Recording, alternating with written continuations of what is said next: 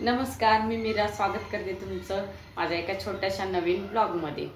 तर उद्या आहे आषाढीसाठी मी थोडेसे ना खारे शेंगदाणे बनवून ठेवले। मला पण ऍक्च्युअली म्हणजे एक्झॅक्ट कसे करतात हे माहित नव्हतं। मी पण YouTubeला एक रेसिपी सर्च केली आणि तशी करतेय, तुम्हाला पण दाखवतेय। तुम्ही पण बनवा उद्यासाठी। थोडेसे लाडू पण बनवणार आहे शेंगदाण्याचे, शूट करता आलं ती पण शूट घेऊच आपण।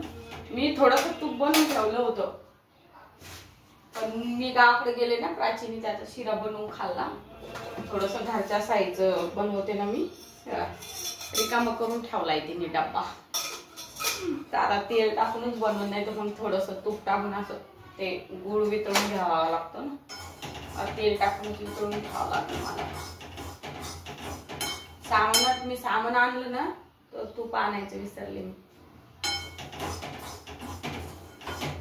हे ना शेंगदाणे एकदम कमी गॅसवर भाजून घ्यायचे मी, दाखवते आता कसे झाले ते। मीठ जे चिटकलं होतं ना ते गळून पडलं। आणि ते शहरात आहे ना वेळ म्हणजे असं वेळ भरपूर सारा फावला वेळ असतो, आणि गावाकडं असं खुरपायला लागलं ना इथून इतकी पाच जाईन असं वाटतं, 1 सेकंद सुद्धा बसा वाटत नाही। पण लांब आहे ना जायला यायला, आणि असं असं खुरपून माझा पूर्ण हात दुखायला लागला। त्याच्यामुळे मी झालं 5-6 दिवस शूट पण नाही घेतलं। आणि काल आणि परवा हे पण घरी होते, कारण आम्ही दोघं गेलो होतो औषध मारायला। तर औषध मारलं आणि मग हे 2 दिवस घरी होते। तर हे घरी असल्यावर काही मोबाईल देत नाही, आणि ह्याच मोबाईलने मी शूट घेते ना त्यांच्या मोबाईल। तर ते काही मग घरीच असते तेवढ्या वेळात त्यांना मोबाईल पाहायचा असतो, त्याच्यामुळे मी पण काही बनवले नाही। आज फ्री आहे तर आज बनवायला लागले। आणि खुरपणीचे त्याचे घ्यायला पण शूट घ्यायला कोणी नसतं, आणि मोबाईलच्या थोडा उशीर होऊन जातो। आणि थोडंसं त्याला काही लागले ना मुगाच्या शेंगा उडदाच्या शेंगा, त्यावेळेस मी बनवूनच तिखट टाकते। शेंगदाणे दाखवते आता, कमी गॅसवर भाजून घ्यायचे, एकदम लालसर भाजून घ्यायचे।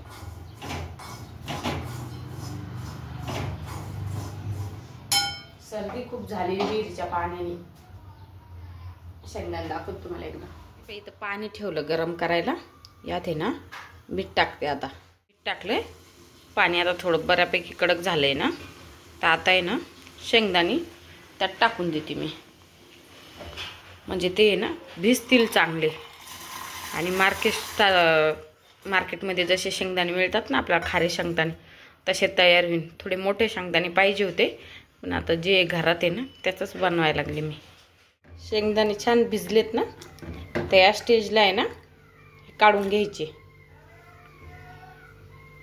गाळणीत आहे ना गाळून घेतले मी। तर विकत आपण घेतो तर ते लोक आहे ना रेतीत भाजते, पण आपल्याकडं इथं रेती कुठं आता अवेलेबल नाही। रेतीपेक्षा मिठात पण जमून जातं, आणि हे उरलेलं मीठ नंतर तुम्ही केक वगैरे बनवायला पण यूज करू शकता ना। तर याला गरम होऊन देते थोडंसं, मग आपण शेंगदाणे ॲड करू। शेंगदाणे आहे ना याच्यात ॲड करून घेते मी।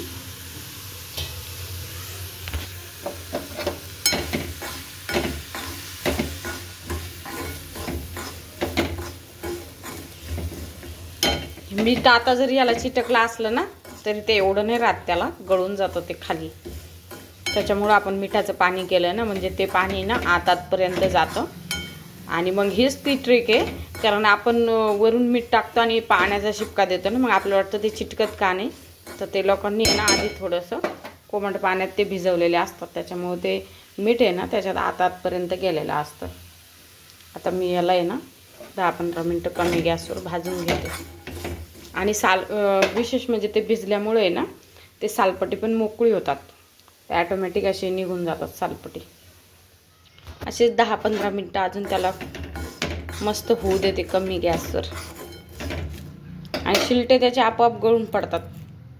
आणि आपण एरी भाजतो ना तेव्हा शिलटे नाही गळून पडत, अजून ते ओले कडक होतील।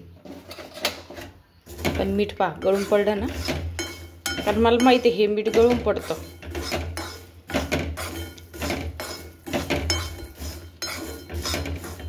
तर याला होऊ देते 10-15 मिनटं, मग दाखवतो तुम्हाला। बरोबर असे ह्या साईजची आहे। तर ह्या साईजनी एक जर गुळाची भेली असेल ना तर 2 असे भरून शेंगदाणे घ्या, म्हणजे परफेक्ट गोडाचं प्रमाण होऊन जातं. एवढं भरून घेतलं आहे ना, हे एक टाकते आणि अजून एक टाकते. म्हणजे सगळ्यांना 2-2 तरी लाडू उद्यासाठी पुरतील.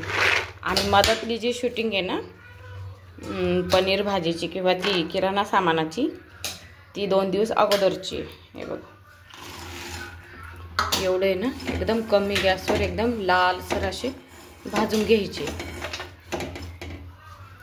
मी कमी गॅसवर याला भाजून घेते आणि मग पुढची पण प्रोसेसर शेअर करते तुमच्याशी.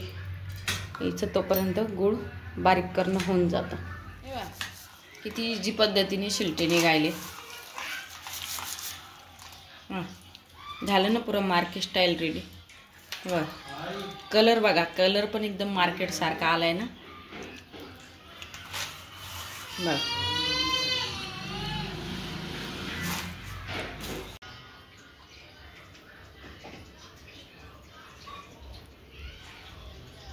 आता त्याच्यात आहे ना तेल टाकलं मी. तुम्ही तूप टाकत आहे ना, माझ्याकडे तूप कमी आहे म्हणजे हायच नाही सध्या, संपलेलं. इकडे ना शेंगदाणे भाजून ठेवले. एकदम कमी गॅसवर लालसर असे शेंगदाणे भाजून घेते मी हे लाडू बनवण्यासाठी.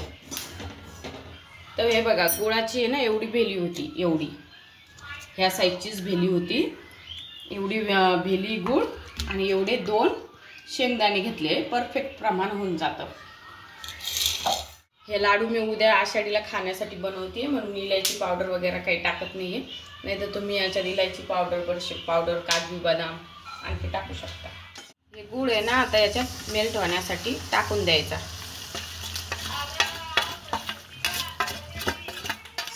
शेंगदाणे भाजीले ग मावशी, खारी शेंगदाणे. हे बाई गूळ आता मेल्ट झालेला आहे आपला. शेंगदाणे असे एकदम लालसर भाजून घ्यायचे.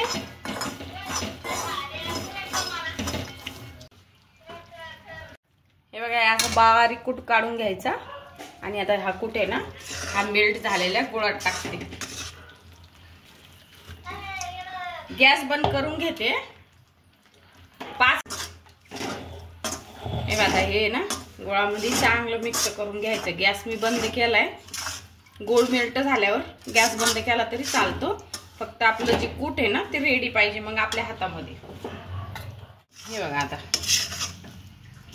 याचे थोडंसं हवा पिऊन देते याला आणि याचे लाडू वळून घ्यायचे.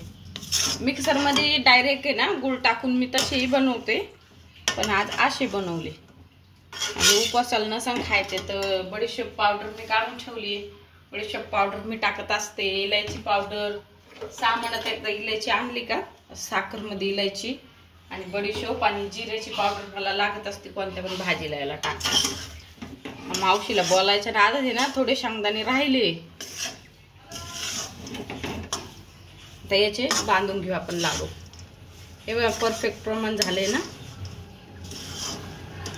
चला आम्ही बांधून घेतो आता. पण एक मी बांधून पाहिला. हे बघा एकदम परफेक्ट प्रमाण झालं ना. गरमच आहे अजून त्याच्यामुळे थोडासा वाकडा तिकडे बांधलाय मी कारण चटका बसायला. एकदम परफेक्ट प्रमाण झालेले. बांधून मध्ये तेल टाकलं, थोडासा गुळ मेल्ट केलाय. गुळ मेल्ट झाला ना चांगला. तर यात हे ना काजू, हे ना इलायचीचं पावडर आहे आणि हे ना बडीशेप आणि इथं बदाम आहे. तर हे सगळं ना त्यात टाकते मी. हे बघा आणि हे ना एका पोळीचं आहे ना मिक्सरला चुरमा काढून घेतलाय. आणि हे ना ही रेसिपी माझीच आहे कारण आरूला कधी कधी नुसती पोळी खायच्या जीवावर येतं ना, त्यावेळेस मी आरूला असं शॉर्टकटमध्ये पोळीचा चुरमा बनवते. याला मी चुरमा, शाही चुरमाच म्हणते माझ्या भाषेत. खूप छान टेस्टी लागतं. आणि तेल टाकले मी आज, तर तुम्ही तूप टाका, 1 चमचा तूप टाका आणि मग गूळ टाका आणि मग मी दाखवलेली सगळी सामग्री टाका. आणि तुमचं बाळ आहे ना खूप आवडीने खाईन असा चुरमा. तुम्ही म्हणसान तुमच्याकडं तूप नाही तर तुम्ही नेहमी का सांगता तूप टाका, तर बऱ्याचदा इकडं असतं ना, आज नाही आहे माझ्याकडे अवेलेबल. तर तूप टाकून बनवाल ना अजून जरा लई भारी टेस्ट येते त्याची, एकदम शिऱ्यासारखं लागतं आणि मुलांना पोळी पण जातं पोषण पोटामध्ये. हा बघा शाही चुरमा तयार झाला, एकदम 5 मिनिटात इन्स्टंट बनणार आहे आणि जास्त वेळ पण नाही लागत, जास्त भांडे पण नाही भरत. आपल्या दोन्ही रेसिपी रेडी आहे, शाही चुरमा आणि आपले शेंगदाणा लाडू. एकदम परफेक्ट प्रमाणे ना. सुवर्णा ब्लॉग आहे ना, त्यांच्या ब्लॉगमध्ये पाहिली होती मी ही लाडूची अशा प्रकारची रेसिपी. मग मी ट्राय करून बघितली, खूप छान झाली आहे. आणि तुम्ही पण ह्या रेसिपी ट्राय करून बघा. चुरमा तर ट्राय करून बघा आणि तुमच्या बाळांना देऊन बघा, आवडेल त्यांना नक्कीच. छान झाले ना लाडू. चला आता मी आहे ना हे करून घे. आमची आरू कसा व्यायाम करायला लागली. माझं बघून बघून ती बी बरंचसं करते आता व्यायाम. गळून जाईन कंबर, खाली करा. डबल करा आता. लय भारी टकली. रोज शेतात जाते ना, त्याच्यामुळं दूध शेतातूनच मी बॉटलभर आणते, त्याच्यामुळं दूध खूप उरतंय. तर हे बिरजण आहे ना, आणि आता आषाढी पण 2-3 दिवसावरच राहिली, त्याच्यामुळं दही बिरजण टाकून ठेवते म्हणजे सगळ्यांना खायला होईल. बघा आपलं दुसरं पण दोडकं ग्रो झाले. पहिलं तरी एक मी खाल्लेच भाजी करून, हे बघा. आणि इथं पण एक छोटावाला दिसला. आणि काही आहे ना असे पिवळे पडून आहे ना जागीच वाळून चालले, म्हणजे काय प्रॉब्लेम आहे काय माहिती. हे बघा इथं पण 1 तासा झालाय ना, चांगलं इथपर्यंत होत आहे आणि असे होत आहे. आणि खालून पण 2-3 छान ग्रो झालेले, हे बघा दिसले ना.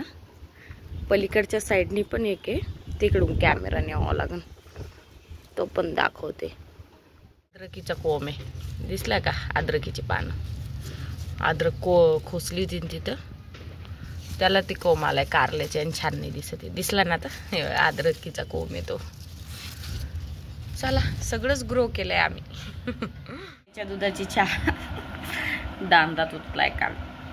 इतकी भारी लागती ना ही चहा, कारण ताईनी चुलीवर आरावर ठेवलेलं असतं ना दूध, तर चहा लयच भारी टेस्ट करते ही. सध्या हा ट्रेंड खूप चालू आहे ना, तर आम्ही पण ट्राय केला आणि याचा एक शॉर्ट बनवायचा होता.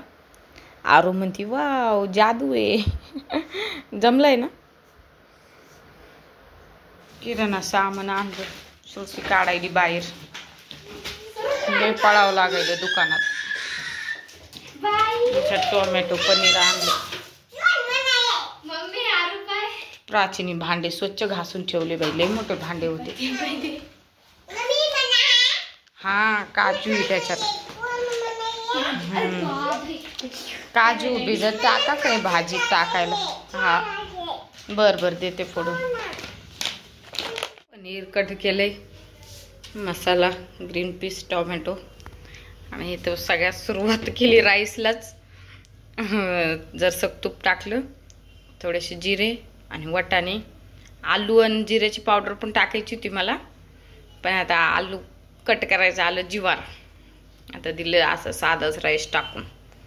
तर प्राचीनी तर पीठ मळून ठेवलं, पोळ्या वगैरे बनवायचे. कांदा फ्राय करून घ्यायले, थोडंसं पनीर पण फ्राय करून घेतलं, काजू बदाम पण भिजू घातले भाजीला टाकण्यासाठी. ज्यावेळेस काजू बदाम नसते त्यावेळेस ऑप्शनला मी ओलं खोबरं यूज करते, पण आज काजू बदाम आणले तर टाकते. चला त्याच्यात मिरी आणि टोमॅटो हे करून घेतले, खाली कांदा आणि आता अद्रक, लसूण आणि हिरवी मिरची थोडंसं टॉस करून घेते फक्त तव्यावरती. मध्ये चेक केलं तर हिरव्या मिरच्या काही नाही आहे, त्याच्यामुळं आता वाळलेले मिरच्या टाकले इथे सोप करायला. मिक्सरमधून काढून घेते. आज मला असं फास्ट फास्ट स्वयंपाक करायचा आहे, कारण मलाच खूप भूक लागली. बरी दिसतीये ना लुक वाईज.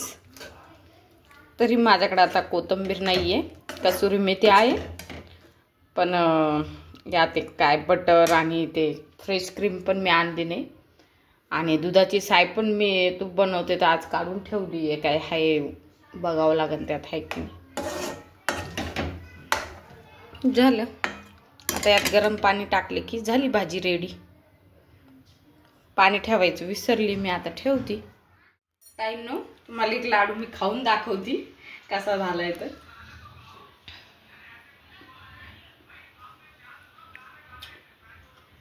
गोड एकदम परफेक्ट झालेला आहे. खूप जास्त गोड पण नाही आणि खूप कमी पण नाही. आता मी तुम्हाला चुरमा टेस्ट करून दाखवते. चुरमा तर लाजवाबच लागतो, त्याच्यामुळे मला ही रेसिपी तुमच्याशी शेअर करायचीच होती.